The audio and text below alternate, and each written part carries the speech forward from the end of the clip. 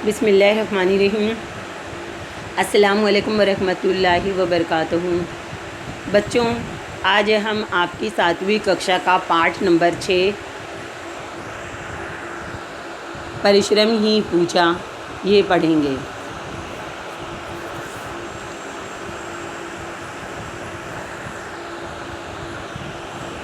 परिश्रम ही पूजा है, पूजा तो पूजा ही होती है। पूजा परमात्मा की होती है, इष्ट देव की होती है। इस विचार पर अलग अलग हो सकते हैं कि किंतु इसमें दो राय नहीं है। पूजा आलस से मन नहीं होती। देखो बच्चों, परिश्रम ही पूजा है। लेखक ने क्या कहा है कि परिश्रम यानी मेहनत करना ही पूजा है, इबादत है। पूजा तो पूजा होती है। एक तो पूजा परमात्मा की होती है, इष्ट देव की होती है। इस पर विचार अलग अलग हो सकते हैं, किंतु इसमें दो राय नहीं कि पूजा आलस से मन नहीं होती। जो हम बेटा पूजा करते हैं तो उसमें मन हमारा आलस से नहीं होता, बल्कि ध्यान हम एकाग्र करते हैं तो पूरा ध्यान हमारा पूजा की ओर होता है, आलस से मन से नहीं होता। बल्कि हम चौकन्ना रहते हैं, होशियार रहते हैं, हमारा ध्यान पूरा पूजा की ओर रहता है। बड़े बड़े कर्म योगियों ने कर्म को पूजा माना है। देखो बेटा, बड़े बड़े कर्म योगियों ने यानी जिनको काम से बहुत मोहब्बत है, ऐसे लोगों ने काम को ही पूजा माना है कि काम ही पूजा है, इबादत है। चिंतन की भी राष्ट्र को आवश्यकता होती है, परंतु वास्तव में परिश्रम की आवश्यकता इससे कहीं ज़्यादा है। देखो बच्चों, परंतु वास्तव में यानी देखा जाए तो वास्तव में यानी आज परिश्रम की आवश्यकता है। हाँ, चिंतन की भी राष्ट्र यानी हमारे राष्ट्र का चिंतन की भी आवश्यकता है, लेकिन उसके साथ साथ में हमें क्या चाहिए? परिश्रम करना। बिना परिश्रम के हम अपने जो है कार्यों को सफल नहीं बना सकते। बिना परिश्रम के हम अपनी मंजिल को नहीं पा सकते। बचपन से ही परिश्रम करने का अभ्यास निसंदेह आपको सफलता की ओर पर ले जाता है। देखो बच्चों, ये आदत कितनी अच्छी होती है जिसको बचपन से ही परिश्रम की आदत होती है। अभ्यास यानी मश्क करना। परिश्रम करने से, उसकी बार बार मश्क करने से ऐसा होता है कि निसंदेह यानी इसमें कोई शक नहीं है कि आपको सफलता नहीं मिलेगी, बल्कि निसंदेह आपको सफलता अवश्य मिलेगी। सफलता की राह पर आपका परिश्रम अवश्य ले जाएगा। यदि आपको आलस्य की आदत पड़ गई तो समझ लीजिए कि आप पतन की ओर जा रहे हैं। यानी यहाँ पर लेखक ने क्या समझाने की कोशिश की है बच्चों? अगर आपको आलस यानी सुस्ती की अगर आदत पड़ जाए तो ये हमें कहाँ ले जाएगी? पतन की ओर यानी हार की ओर। दुखों की मार से फिर आपको कोई बचा नहीं सकता। जब पतन की ओर या आलस से ले जाएगी तो क्या मिलेगा? हमें दुख मिलेगा। सुख थोड़ी ना मिलेगा, दुख मिलेगा। तो दुख से कोई बचा नहीं सकता।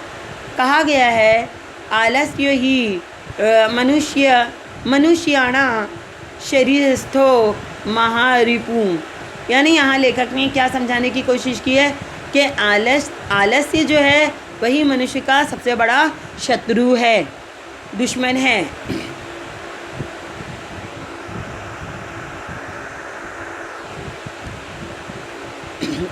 अब दूसरे अनुच्छेद में देखते हैं बच्चों। सचमुच आलस्य शरीर में ही बसने वाला हमारा सबसे बड़ा शत्रु है। शत्रु अर्थात दुश्मन। हमारे आलस जो हमारे शरीर में अगर बस गया तो वो हमारा सबसे बड़ा दुश्मन है। यानी हमको वो बहुत नुकसान पहुंचाएगा, हमें दुख के मार्ग पर ही ले जाएगा, हमें सफलता से दूर कर देगा। तो आलस से हमें नहीं करना चाहिए। अब देखो कहाँ यहाँ संत कबीर केवल भक्त या संत ही नहीं थे, वे अपने हाथ से कपड़ा भी बुनते थे। वे परिश्रम को ही पूजा मानते थे। बच्चों ये संत कबीर से कौन नहीं परिचित है? संत कबीर हिंदी के सुप्रसिद्ध जो है संतों में से हैं और इन्होंने जो है अपने दोहों के माध्यम से जो है समाज में बहुत सारे परिवर्तन किए हैं। अब ये संत कबीर जो है उन्होंने खुद अपने हाथ से कपड़ा भी बुनते थे वो, और परिश्रम को ही पूजा मानते थे, यानी अपने हाथ से खुद काम स्वयं करते थे, कपड़ा बुनते थे और मेहनत करने को ही इबादत मानते थे। परिश्रम शारीरिक ही नहीं होता, मानसिक और बौद्धिक परिश्रम भी होते हैं। यानी संत कबीर ने क्या कहा कि परिश्रम, मेहनत करना, मेहनत जो है वो सिर्फ शारीरिक रूप से नहीं होती बल्कि मानसिक और बौद्धिक, मानसिक यानी मन से, दिमागी और बौद्धिक यानी दिमागी भी होते हैं, यानी सिर्फ शरीर से नहीं बल्कि मन से भी होती, मानसिक और बौद्धिक परिश्रम भी होते हैं। यानी हमारा मन, मस्तिष्क और शरीर ये तीनों भी जो है परिश्रम करते हैं। परिश्रमी में आत्मविश्वास होता है। अब जो परिश्रमी होते हैं यानी मेहनत करने वाले जो होते हैं उनके अंदर क्या होता है? आत्मविश्वास यानी खुद एतमादी होती है। उसे मालूम होता है कि परिश्रम का फल मीठा होता है। जो परिश्रमी व्यक्ति होते हैं उनको मालूम होता है कि जो हम मेहनत कर रहे हैं उसका फल हमें अवश्य मिलेगा और वो भी हमें मीठा फल मिलेगा। फल मिलने में देर हो सकती है परंतु परिश्रम निसफल नहीं हो सकता। यानी जो परिश्रमी व्यक्ति होते हैं वो मेहनत करते हैं और उनके मेहनत करने से ही उनके अंदर आत्मविश्वास पैदा होता है। भले ही उनको जो है मेहनत का फल देर से मिलता है लेकिन वो निसफल नहीं होते, एक न एक दिन वो सफल अवश्य होते हैं, उनको उनका फल अवश्य मीठा मिलता है। एक बार एक विद्यालय का परीक्षा परिणाम घोषित किया जा रहा था। एक बार क्या हो गया, विद्यालय ने यानी एक स्कूल का परीक्षा परिणाम यानी रिज़ल्ट घोषित किया जा रहा था, ऐलान किया जा रहा था। एक बालक ने खड़े होकर कहा कि उसका परिणाम घोषित नहीं हुआ। प्रधानाचार्य ने प्रिंसिपल बड़ा, हाँ, उन्होंने क्या कहा, जिनके नाम नहीं बोले गए वे उत्तीर्ण नहीं है। यानी उन्होंने क्या कहा, प्रधानाचार्य ने क्या कहा, जिनके नाम नहीं बोले गए, नहीं पुकारे गए हैं वह उत्तीर्ण नहीं हुए, वे उत्तीर्ण नहीं हुए। उत्तीर्ण यानी कामयाब, वह कामयाब नहीं हुए हैं। बालक दृढ़तापूर्वक बोला, दृढ़तापूर्वक यानी कॉन्फिडेंस के साथ एकदम कि उसको अपने बात पर पूरा अटल है वो। अब गुरुदेव क्या कहते हैं, बालक दृढ़तापूर्वक बोला, गुरुदेव ऐसा नहीं हो सकता। वो बालक ने क्या कहा, ऐसा गुरुदेव नहीं हो सकता। प्रधानाचार्य ने जोर देकर कहा, बैठ जाओ, तुम अनुत्तीर्ण हो। प्रधानाचार्य ने उस बालक को बिठा दिया और बिठाते हुए क्या कहा, तुम अनुत्तीर्ण हो। अनुत्तीर्ण यानी नाकामयाब, तुम नाकामयाब हो गए हो, बैठ जाओ तुम। विद्यार्थी फिर भी नहीं बैठा, विद्यार्थी फिर भी नहीं बैठा। तो प्रधानाचार्य ने उस पर 5 रुपये जुर्माना लगा दिया। प्रधानाचार्य ने 5 रुपये का जुर्माना लगा दिया। जुर्माना यानी फ़ाइन लगा दिया। विद्यार्थी ने पुनः यानी दोबारा निवेदन किया यानी रिक्वेस्ट किया तो जुर्माना 10 रुपये कर दिया गया। यानी उसने रिक्वेस्ट किया, दोबारा बोलने की कोशिश की तो प्रधानाचार्य ने जुर्माना कितना कर दिया, 5 से 10 रुपया कर दिया, 10 रुपये कर दिए, बढ़ा दिए। विद्यार्थी फिर भी नहीं बैठा। कक्षाध्यापक यानी क्लास टीचर, क्लास के जो अध्यापक है वो कक्षा अध्यापक ने भी कहा, सर बालक ठीक कहता है। यानी कक्षा अध्यापक किसकी तरफ थे, वह बालक की तरफ थे, जिसे प्रधानाचार्य ने क्या कहा था कि तुम अनुत्तीर्ण हो चुके हो, बैठो, तुम्हारा नाम नहीं पुकारा गया है, यानी तुम अनुत्तीर्ण हो। लेकिन कक्षा के जो अध्यापक थे उनके, वो क्या कहते हैं, सर बालक ठीक कहता है, यह अनुत्तीर्ण नहीं हो सकता, यह पढ़ाई में कठिन परिश्रम करता है। यानी क्लास टीचर को मालूम होता है ना बच्चों कि कौन सा बच्चा कितना कैसा पढ़ता है, कौन सा बच्चा मेहनत करता है, कौन सा बच्चा नहीं करता है। ये क्लास टीचर जितने अच्छे तरह से जानते हैं उतना प्रधानाचार्य नहीं जानेंगे। तो कक्षा के जो अध्यापक थे उनके, वो प्रधानाचार्य से कहने लगे कि सर ये बालक सही कहता है, क्योंकि यह बालक बहुत परिश्रम करता है। इतने में विद्यालय का बाबू दौड़ा दौड़ा आया और क्षमा मांगते हुए बोला, क्षमा मांगते हुए ने माफ़ी मांगते हुए, सर टाइप होने में एक नाम छूट गया था। यानी कक्षा का जो विद्यालय का जो बाबू था, यानी जो रिज़ल्ट बनाने वाले थे, वो क्या है, एक दौड़ा दौड़ा वो आया और क्या कहने लगा कि सर टाइप होने में, यानी नाम लिखने में, टाइप करने में एक नाम हमारा छूट गया है। वह नाम उसी परिश्रमी छात्र का था, और वह नाम जो छूटा था वही बालक का था, जो परिश्रमी बालक है। परिश्रमी यानी मेहनती बालक, और उसके अंक भी सर्वाधिक थे। अंक यानी मार्क्स, उसके मार्क्स, उसके गुण भी सर्वाधिक यानी सबसे अच्छे थे। वह बालक और कोई नहीं बल्कि राजेंद्र प्रसाद थे। बच्चों, वह बालक जिसने क्या कहा कि मैं अनुत्तीर्ण नहीं हो सकता, तो वह बालक कौन से थे? वह कोई और नहीं बल्कि हमारे प्रथम राष्ट्रीय जो है राजेंद्र प्रसाद थे, हमारे राष्ट्रपति, प्रथम राष्ट्रपति जो थे हमारे देश के, हमारे हिंदुस्तान के, वो राजेंद्र प्रसाद थे। वही बालक हमारे राजेंद्र प्रसाद थे। वही राजेंद्र प्रसाद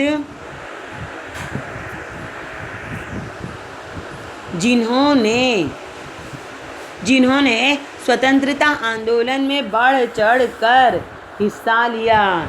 आगे चलकर भारत के प्रथम राष्ट्रपति चुने गए।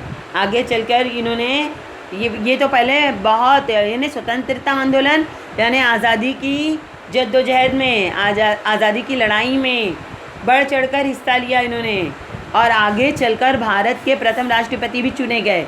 अभी आपको बताया गया ना बच्चों कि हमारे भारत देश के प्रथम राष्ट्रपति यानी सदर कौन थे? राजेंद्र प्रसाद बाबू। अब बच्चों आगे का अनुच्छेद देखते हैं। व्याकरण के आचार्य केयट दिन भर आजीविका के लिए परिश्रम करते। बच्चों, व्याकरण के आचार्य केयट, व्याकरण यानी ग्रामर के कवायद के जो आचार्य केयट थे, दिन भर आजीविका यानी अपनी गुज़र बसर, अपनी ज़िंदगी की चल सके, आजीविका के लिए वो क्या करते थे? परिश्रम करते थे, मेहनत करते थे, और रात्रि को जाग कर, रात्रि यानी रात में जाग कर व्याकरण लिखा करते थे। इससे उनका स्वास्थ्य गिरने लगा। यानी ये जो आचार्य केयट थे, रात भर दिन भर मेहनत करते थे, व्याकरण लिखते थे, जिसके कारण क्या हो गया? उनका स्वास्थ्य यानी सेहत गिरने लगी, सेहत खराब होने लगी। उनकी पत्नी ने आग्रह किया। क्या आग्रह किया? आप समाज के लिए महत्वपूर्ण कार्य कर रहे हैं, यानी व्याकरण वगैरह जो है लिखा करते हैं आप, तो समाज के लिए आप बहुत अच्छा काम कर रहे हैं। घर का खर्च चलाने की चिंता आप मुझ पर छोड़ दीजिए। देखो बच्चों, कितनी परिश्रमी पत्नी भी थी इनकी, कि उन्होंने कैसे अपने पति का साथ दिया कि घर का जो खर्च है वो चलाने का काम तुम जो है मुझ पर छोड़ दीजिए, लेकिन आप अपने स्वास्थ्य पर ध्यान दीजिए। परिश्रमी व्याकरणाचार्य अपनी पत्नी से बोले, तुम घर कैसे चलाओगी? यानी वह अपनी पत्नी से पूछ रहे हैं कि तुम घर कैसे चलाओगी। वह भी घोर परिश्रमी थी। घोर यानी बहुत मेहनती थी। आश्रम की सीमा पर खड़े कुश की मैं रस्सियाँ बनाऊंगी। बेटा देखो उन्होंने क्या कहा बच्चों, उनकी पत्नी ने कि आश्रम की सीमा पर खड़े कुश की मैं रस्सियाँ बनाऊंगी। अब यहाँ पर क्या है, उन्होंने क्या कहा कि मैं कुश की रस्सियाँ बनाने का मैं काम करूँगी। जो आश्रम की सीमा पर खड़े जो है उनके लिए मैं रस्सियाँ बनाऊंगी। आप एक दिन जाकर साप्ताहिक बाज़ार में बेच आइए। यानी वो रस्सियाँ बनाने का काम जानती थी, रस्सियाँ। अब बच्चों ये रस्सी बनाने में हालांकि कितनी मेहनत का काम है, फिर भी वो जो है पीछे नहीं हटती है इनकी पत्नी और कहती है कि मैं रस्सियाँ बनाऊंगी। और आप साप्ताहिक बाज़ार में यानी हफ्ते में जो बाज़ार लगता है, हफ्ते का बाज़ार, बच्चों गांव वगैरह में तो रोज़ाना बाज़ार नहीं लगते हैं, साप्ताहिक बाज़ार लगते हैं। तो साप्ताहिक बाज़ार में जाकर आप एक दिन बेच कर आइए, घर का खर्च इसी से चल जाएगा। आप व्याकरण की रचना के लिए अधिक समय निकाल सकेंगे। अगर घर का खर्च इसी से चल जाएगा तो आपको क्या मिलेगा, समय मिल जाएगा। आपको दो बातों की चिंता नहीं होगी ना। एक तो आपको व्याकरण दिन रात लिखने का काम, घर चलाने का काम, तो मैं थोड़ा आपका हाथ इस तरह बटाऊंगी तो घर का खर्च चल जाएगा। रस्सियाँ वगैरह बनाऊंगी, साप्ताहिक बाज़ार में आप बेच कर आ जाओगे तो इससे घर का खर्च हम आराम से चला सकते हैं। तो आपको समय मिल जाएगा व्याकरण की रचना में। आचार्य केट ने पत्नी की बात स्वीकार की ने एक्सेप्ट की।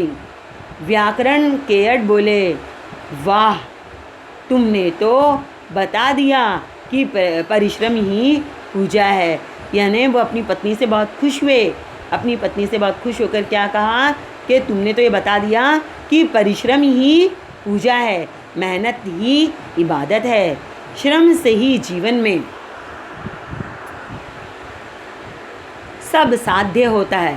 साध्य यानी आसान होता है, यानी मेहनत करने से ही सारे काम हमारे बन जाते हैं, आसान हो जाते हैं, सरल हो जाते हैं। अब तो शीघ्र सफलता मिलेगी। यानी आचार्य केट ने क्या कहा, अब तो शीघ्र यानी जल्दी ही सफलता, कामयाबी मिलेगी। आगे चलकर उन्होंने अद्भुत व्याकरण की रचना की। आगे चलकर जब उन्हें समय मिला तो उन्होंने अद्भुत का मतलब एकदम अचंभित करने वाली व्याकरण की रचना की। यह पुस्तक आगे चलकर विद्यार्थियों के लिए पथ प्रदर्शक का काम करने लगी। यानी जो उन्होंने आचार्य केट ने जो व्याकरण की अद्भुत रचना की, तो आगे चलकर जो विद्यार्थियों के लिए पथ प्रदर्शक यानी रास्ता बताना, यानी सही दिशा बताना, सही राह बताना।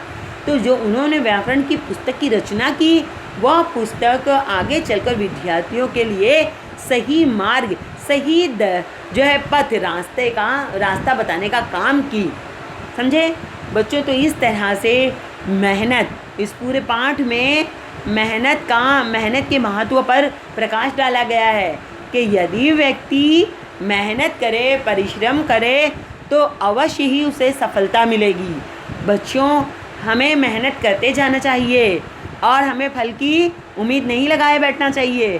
थोड़ी देखो कभी कभी ऐसा होता है कि मेहनत करने वाला व्यक्ति मेहनत करते जा रहा है, लेकिन उसको अगर सफलता नज़र नहीं आती कि मुझे सफलता नहीं मिल रही, तो उसे जो है नाउम्मीद नहीं होना चाहिए, अपनी आशा को छोड़ नहीं देना चाहिए, बल्कि कोशिश करते जाना चाहिए। सफलता मिलेगी, थोड़ी देर से ही सही, लेकिन मिलेगी अवश्य। तो हमें परिश्रम करना है, चाहे वो परिश्रम पढ़ाई के ताल्लुक़ से हो, शिक्षा के ताल्लुक़ से हो, घर के काम के ताल्लुक़ से हो, या अपनी आजीविका चलाने के ताल्लुक़ से हो, संबंधित हो। तो जब हम मेहनत करेंगे, अगर हम पढ़ाई के ताल्लुक़ से ही मेहनत करेंगे तो अच्छे नंबरात, अच्छे गुण प्राप्त करेंगे, और हमें अपने अच्छे गुण के कारण और हमारी मेहनत के कारण हमें अच्छी जगह, अच्छे स्थान पर अच्छी पोस्ट हमें मिल सकती है। सुने ना बच्चों? तो हमें हमेशा परिश्रम करते रहना चाहिए और आलस्य को कभी अपने करीब भी आने नहीं देना चाहिए। यह पूरा पाठ आपको समझा ना बच्चों? और अगर कोई डाउट होगा तो आप मुझसे पूछ सकते हो।